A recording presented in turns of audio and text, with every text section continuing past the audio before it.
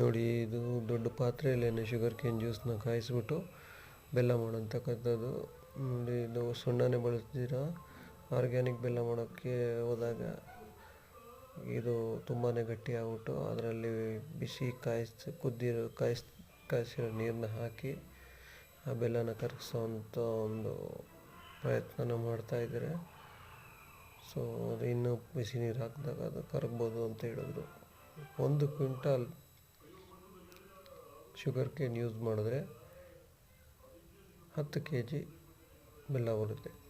ಅಂದರೆ ಆಲ್ಮೋಸ್ಟ್ 10% ಬೆಲ್ಲ ಬರುತ್ತೆ. 100 kgs ಶುಗರ್ ಕೇನ್ ಯೂಸ್ ಮಾಡಿದಾಗ 10 kgs ನಮಗೆ ಬೆಲ್ಲ ಸಿಗುತ್ತೆ. ಸೊ ಇದು ಒಂದು ಕ್ಯಾಲ್ಕುಲೇಷನ್. ಇದು ಒಂದು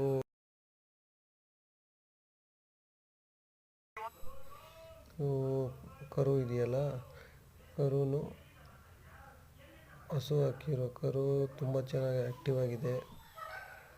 ತುಂಬಾ ಒಂದು ಅಲರ್ಟ್ನೆಸ್ ಇದೆ. ಹೊಸಬ್ರು ಹೋದರೆ ಮಾತ್ರ ಹೆಗರುತ್ತೆ.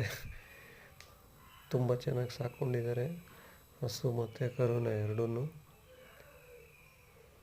ಭಾಳ ಖುಷಿಯಾಗುತ್ತೆ ಹಸು ಮತ್ತು ಕರು ನೋಡಿದಾಗ. ಈ ಕರು ಅಂತೂ ತುಂಬಾ ಕ್ಯೂಟಾಗಿದೆ.